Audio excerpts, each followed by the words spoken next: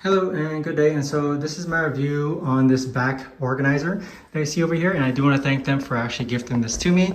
But with that being said, I do have the blue version. And as you can see, this is really easy to assemble.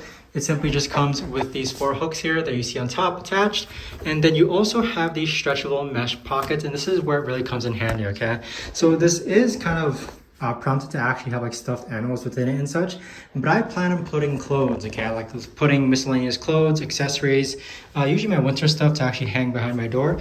But this really comes in handy as far as adding storage to the back of a closet door, to the back of a bathroom door, any means necessary, but a lot of different multi-use cases for this. And with that being said, it is stretchable.